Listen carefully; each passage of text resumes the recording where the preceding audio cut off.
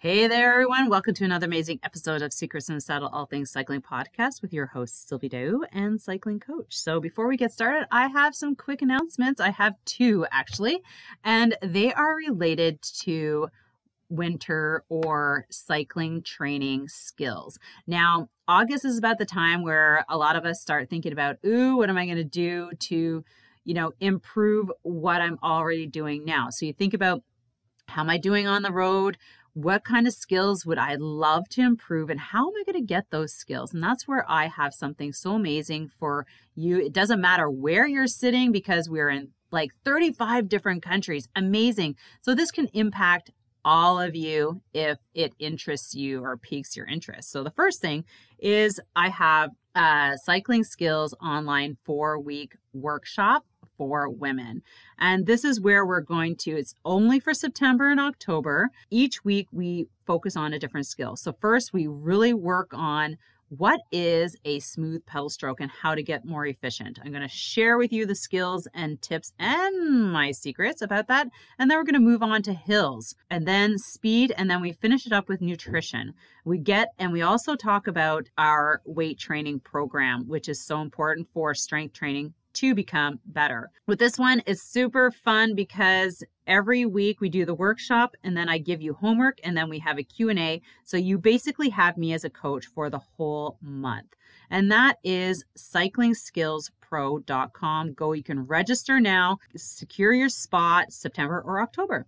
Then the next one is a much longer, more training, more geared towards working towards goals and really drilling in the skills that we go through in the 4-week program. Pedal stroke, then we get into the drills and it's periodized. I also help you with organizing yourself to be scheduled in your training so that you don't overdo it and you become very intentional. I just love this because a lot of people just get on the online programs and they just go for broke all the time. You have to plan it. It's an 80-20 rule, 80% endurance, 20% intensity. And if you're not getting that, you're just going to basically overtrain yourself and overdo it. So the 16-week program is dedicated to that and so much more.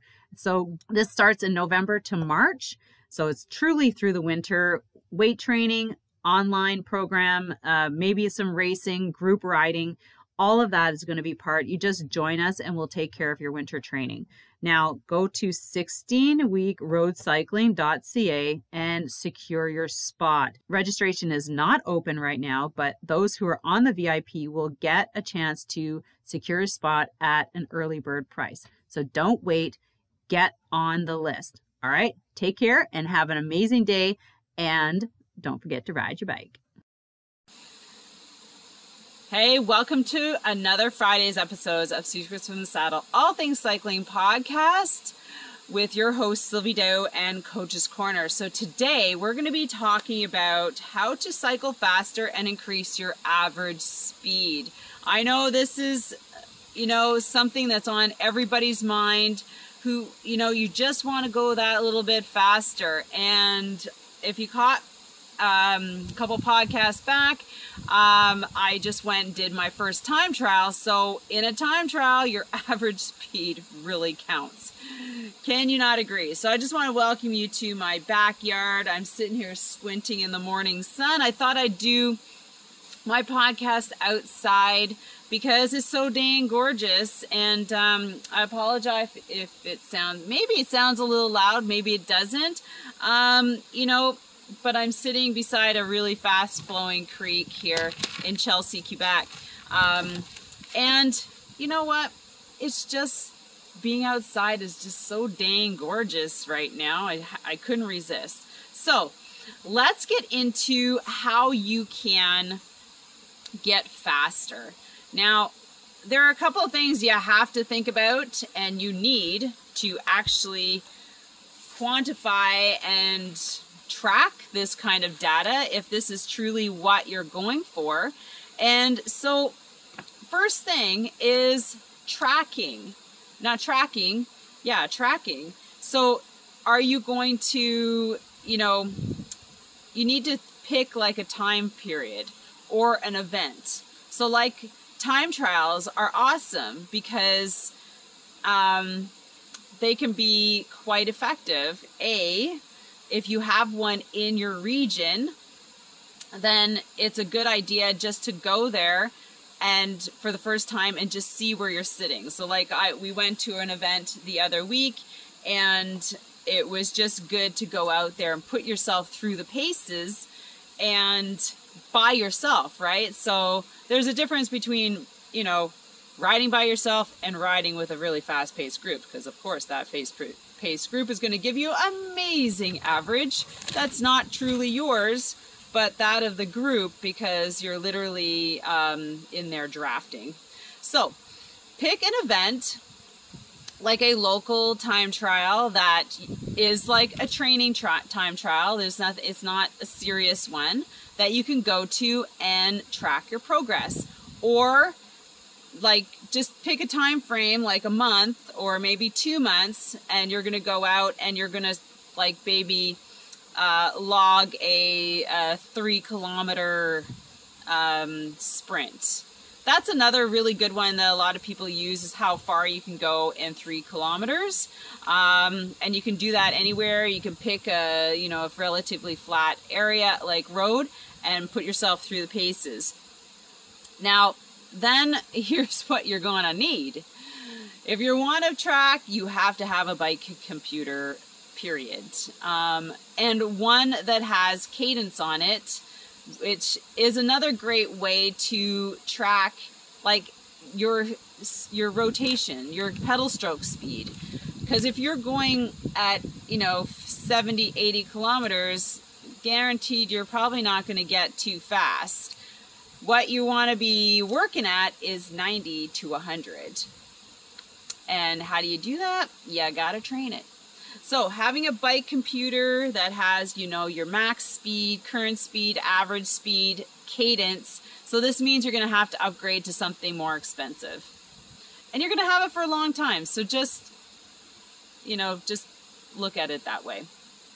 Then you can get on Strava. So that's a great way of, you know, tracking it for yourself. If you have a Garmin, you can use that. It downloads to your computer. You can get all techie and use spreadsheets. But Strava is a great way of being able to compare your events, right?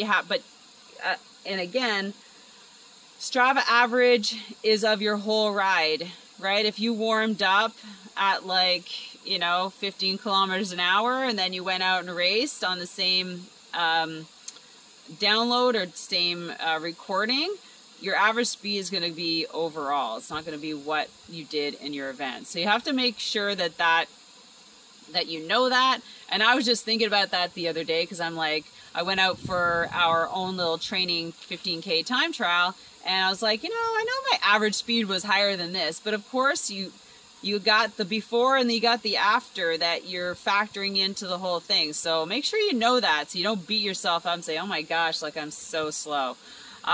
You're not.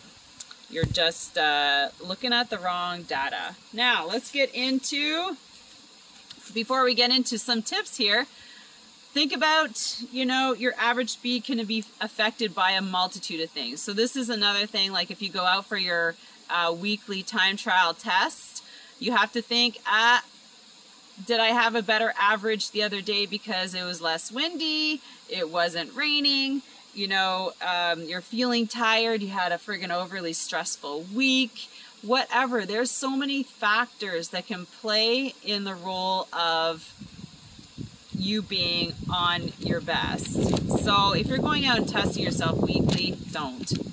Do it at least bi-weekly or at least monthly. Okay, so, and you know that you're going to test that day, so you prepare yourself for, you know, the day before, your eating, your stress level, everything, so that you get, you know, the best outcome that you're looking for. So you don't go, oh my gosh, I'm so slow, I'm so this, I'm so that. Stop beating yourself up. Oh my gosh. And you have to think about your efficiency. Like I mentioned about the pedal stroke. How efficient are you? Do you have a smooth pedal stroke? Are you kicking at like 90 to 100 RPM? Can you do that at a higher gear? These are things that are trained, right? Being able to pull out 90 RPM at a higher gear, and then a higher gear, and then a higher gear. That's where truly your fitness levels. And if you're sitting there wondering, what is she talking about? We need to talk. You need to look at my winter training program that's going to put you through the ropes of getting faster and more efficient. And that's basically what this program really focuses on, along with training and being a coach. I'm going to help you. This 16-week, I just call it my 16-week road cycling program, winter road cycling program. I mean, it can't get more fancy than that, more direct, and like exactly what it is. And that's what we work on. We work on pedal stroke efficiency. We work on the skills needed to become a better and faster cyclist on hills, on flats. We're going to incorporate Swift group rides and maybe Swift racing, and we're going to have more coaching. I'm going to help you organize yourself. So if you're thinking about how can I get faster, and what's this 90 RPM and pedal stroke smoothness and faster, like, we need to talk. You need to look at my program, but let's get into our 13 tips.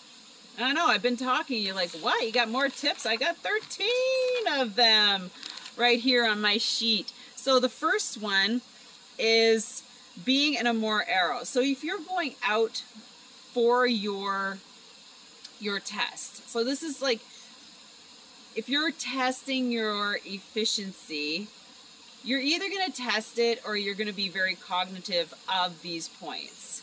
One or the two, or both, or it should be both, right? So when you're, when you're riding your bike, get used to being in the drops, okay? We're not going to talk fancy, different types of bikes like time trial to road. We're going to just talk about road. Get in your drops. You have way more control. It reduces the drag. Your body is in a lower body position over up, and you just sort of bend and tuck. And you can ride in a group ride like that. Also, group riding does, like I said, bring up your average, but we're talking about the individual. Number 2, listen to music or a podcast. I threw in the podcast because I listen to podcasts, things like, motivational podcasts motivate me. The thing is, and people like to listen to music that's upbeat, that helps motivate them. But here's the downfall of listening to music while you're training. You can't listen to music when you're racing. You can't listen to music while you're racing. So put in a couple rides where you aren't listening to music, because honestly, you have to be able to self-motivate yourself. Self-motivate yourself. You get that? You have to be self-motivating. You can't rely on music to get you there. You can rely on music to pump you up before your event, but you cannot listen to music during an event. It's not allowed. So that you have to think about your safety in that respect when you are riding with it. So, find yourself a good podcast, good music, and make sure, like I find with music, I used to, not really, but you spend more time flipping through different songs because like, oh, I don't like that one today. So, do yourself a favor. Just don't listen to anything, or get into something that's consistent that you're not going to fidget with.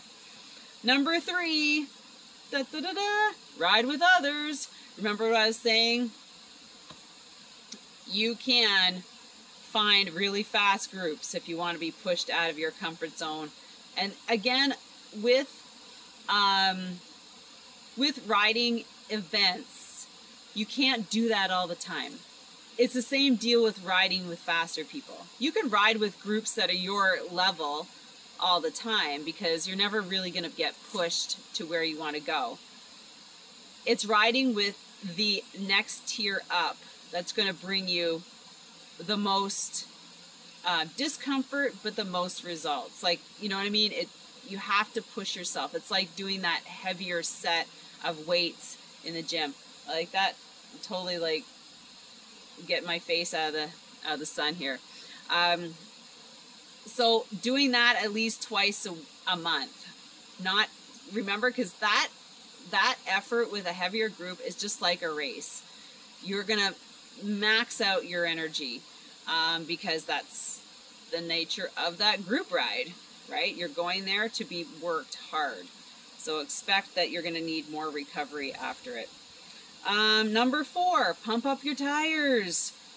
They roll faster when they're at, you know, the hardest that you like. Like I have 120 PSI tires. I never put 120. 100 is just good enough for me. My weight on my bike, say if you're heavier, you probably want to put them up a little bit higher to max. But it makes you roll faster. And also get into the habit of pumping them up every ride, because literally you lose air when you ride, you lose air after, you lose air in between, you know, while your bike is sitting in the garage. So make sure you make that into a habit. Just buy yourself a floor pump and leave it in your car or at the door. Number 5, I love this, brake less. Stop using the brakes all the time, or learn how to feather your brakes. This is one of the things that I teach in my Learn to Group Ride clinics all the time, is how to feather your brakes to keep yourself in position so you're not slamming on the brakes, or your brakes aren't like immediately on the rim of your tire, of your wheel. So because like if you're thinking about, you know, events and you're going out to create a higher average, you can't afford to slow yourself down, right? And that's in the corners as well. So leaning on your brakes just a little bit and taking your corners a little bit faster is going to help. So just getting comfortable with that whole not braking a whole lot, because honestly, it is where it slows a lot of people down, because then you have to accelerate faster to get moving again. All right, number 6. Oh, I already talked about that. What? You want me to cut your hair? Okay. All right. So riding in your drops, like I mentioned before, you become more aero. You have more control of your bike. So yeah, so it reduces resistance by 20%. Oh my gosh. You know, like I said, drops are the way to go. Get yourself comfortable. I know when I work with my women, a lot of the times, not a lot of times, but more so in the past, they would get bikes that are like fitted for men, like components for men, like the handlebars were made for men. They were bigger. The shifters were further away, so it felt really uncomfortable trying to grab them, because you only got like the tips of your fingers around them. That's what happened with me when I got my first bike. I hated going in the drops because I literally couldn't reach my brakes. So if that's you, go back to your bike shop, swap them out. You can actually put wedges in your brakes, like in your levers, that will bring them to closer to your fingers. Go check it out. Okay, next one, you got a track stand. Okay, I can't track stand, but if you're coming up to a light, you can slow yourself down enough so that you don't have to stop, and you can hold it there for a little bit and not clip out and put your foot down and have to leave. So remember, we're talking about averages here. So it's just about how serious you are about that light. Maybe you shouldn't be riding somewhere if you're testing yourself, or this is an important day for you. Just saying. Number 8, ride into a headwind. Okay, here's I think I mentioned this on one of my other podcasts, is like deciding which way you're gonna leave your house. Into the wind or with the wind, right? So go out into the wind, come back faster, right? always feels better coming back with the wind at your back, and then you can drive up your average, and you're not as tired coming back. Number 9, we talked about this, lose the weight. I see so many, and I hate to say it, it's dudes that go and upgrade their bikes, upgrade their wheels, upgrade, instead of putting all that money into maybe some healthier food, maybe a coach that can help you with a weight loss or a healthy eating program. I hate to say weight loss, and I don't say diet. Diet's like the remedy for all that is deathly to us, because it's just something that's not sustainable. You need to find a meal plan that you can sustain, or you know what, just commit to a meal plan and make it work. It doesn't have to be about sustaining it. It has to be something that works for you. And I work with a lot of moms, a lot of athletes with the nutritional system that I work with, because it literally changed my life 9 years ago as a mom of 3, a cyclist, a fitness competitor. I work out. Now I turn 50, and it's just literally about staying healthy and being healthy for the next 30 years. You know what I'm saying? So, you know, you can do little things that will impact you massively, like, you know, start drinking black coffee instead of putting, you know, creamer and sugar in it. Just eliminating that can do massive gains in your weight loss, like getting healthier. I know, people are like, I don't want it, but you know what? I never thought I'd drink black coffee either until I went through a keto program for a month just to try it out. And literally, I have not put sugar in my coffee since, and that was like 2 years ago. So just do it. It's not as bad. Oh my gosh. I thought like, never again, never, ever, ever. But I did. So you can literally drop pounds by not putting sugar and creamer in your coffee. Imagine that. Okay. Now number 10. Intervals. They're typically they're called fartleks if you're in the running world. Same deal, hill repeats. So here's the thing. In this area of Gatineau, there's the Gatineau Park. A lot of people think just going in there doing a loop of the Gatineau Park, you get it faster on your hills. You are not. You need to go to those hills and do multiple repeats up and down them to get good on hills, period.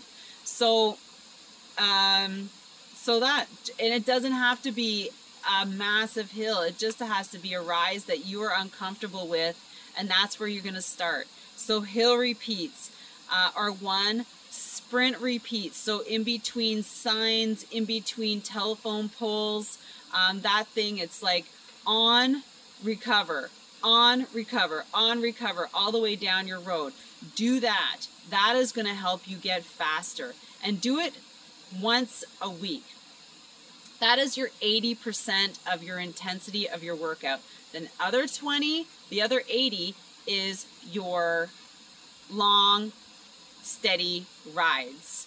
So it's not the reverse. People like out there working out too much, you're getting too burnt out, and you're just like you don't have a plan, or you have a schedule. You need to schedule it out, help someone, have someone help you, hire me to help you. I love like reeling people back in to get true results for their cycling. It's just, you have to schedule it into what's realistic for you and make sure that everything works. So you can be a have-it-all cyclist.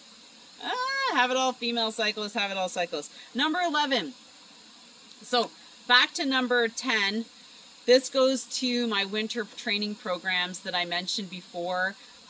This is where I'm going to be offering lots of cycling coaching to really put together programs that make sense for individuals in the group. Everybody's different. Everybody has different family life, different work life. different timing. If you might be retired and have lots of time, so you're thinking, okay, what can I do that's going to keep me moving forward, that I can realistically do, I can recover from, blah, blah, blah.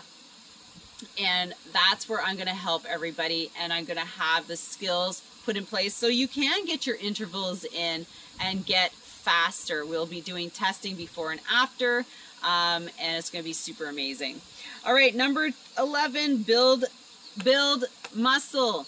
Muscle will help you get stronger and faster. Leg muscle, arm muscle, shoulder muscle, back, core, lower back, quads, glutes, everything. If you're noticing some of the cyclists are getting more muscular, it's because, and it's also injury preventative. Now, you might be thinking, oh my gosh, you know, how can I what kind of workouts to do? Well, I got you covered there too, because part of my program, I've been working out, you know, 3 times a week, and that's another thing that helped me get stronger on my bike, my time trial. Like, I did 33 kilometers an hour on when I was competitive. I was at 36. So, and that was 7 years ago. So I'm not too far behind, and I know I can get faster. It was my first one. Now I can do intentional training to get myself faster, right? So if you can pedal faster, you know, greater dependency on your cardiovascular, opt for slower pedaling, small. I don't just take that right out. We want to get faster and being able to push our bigger muscles to be able to pedal faster in a higher gear. Higher gear meaning higher, like you know, a 13 or 15 or 11.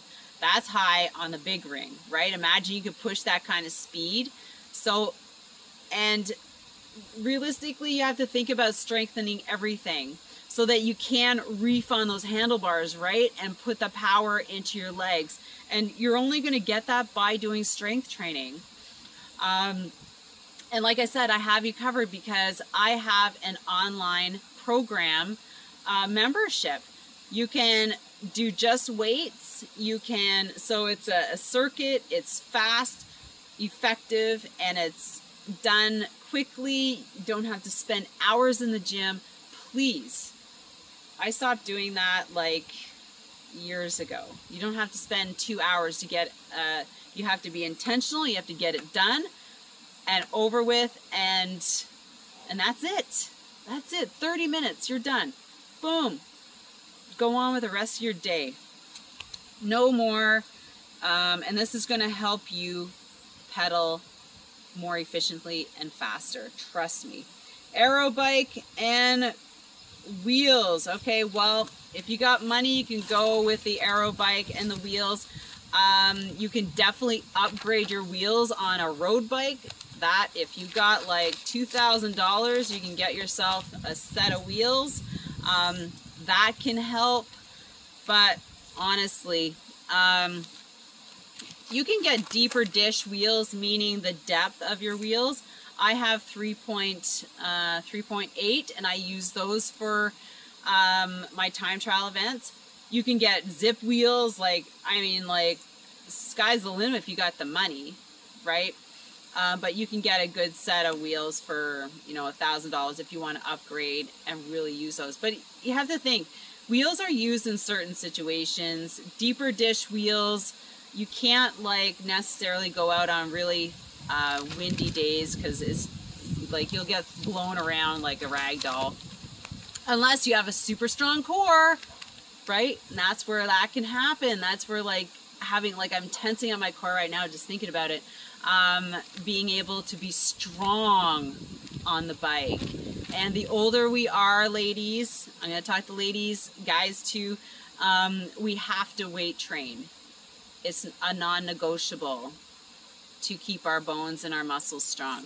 So deep dish helps with reducing drag. Body causes 70% drag, 30% from bike and wheels. So let's just talk about the body. So forget about the bike. you know, remember, people just upgrade everything because, you know, they prefer to not have to look at the weight loss situation, which is really where you should be looking, because it's 70% of being aero. So you got the helmet, you got the skin suit. Now reduce all the fat that's sitting on your belly, that's pushing against your organs, that's shortening your breath, that's causing your heart to race. That right there in the midsection needs to go. And that is about a couple months of your time getting clean eating so that you can be lighter, faster, be able to, like, your cardiovascular system is going to be so much better. You know, like, you just improve your body positioning right there because you can bend over more. Let's just think of it that way. Now, number 13. Yeah, so if you reduce your weight, you're fitter, you just move faster, period. And that goes for hills too, not just flats. And that should be your motivation. And if you want me to help you, I am there for you. I can help you put it all together, like with your nutrition, with your training, like your recovery, detoxing. We need to detox. And number 13 kind of goes with number 12 is tight clothing. So the tighter the material. So if we're talking about aero, we're out for our testing ride. Testing ride. You have to test yourself. You can't, rely on that group ride for your average. So tight clothing. So it's not flapping. It's, as much as you don't like tight fitting stuff, if you're going out to test or going for a time trial, this is one of the things that is top on the list.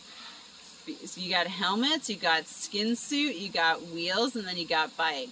So having booty covers, like anything that can prevent the wind from, or cause the wind to drag on you. So those are your 13, counted up 13 tips, along with,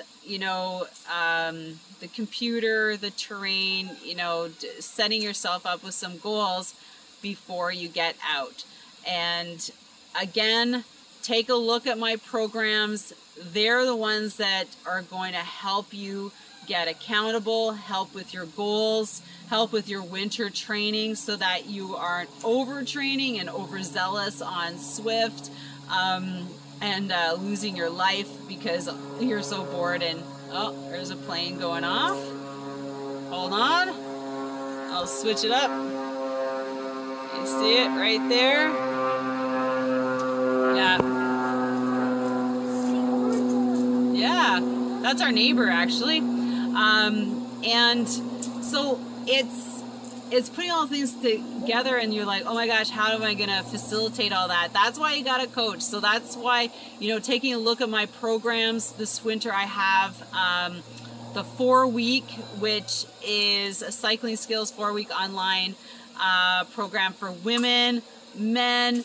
Well, I target women, but anyways, and that helps you dive right into the skills. You get homework, you get me as a coach for a month, and then my 16-week program. So go to 16weekroadcycling.ca, get yourself on the VIP list so that you don't miss out on the early bird registration fees.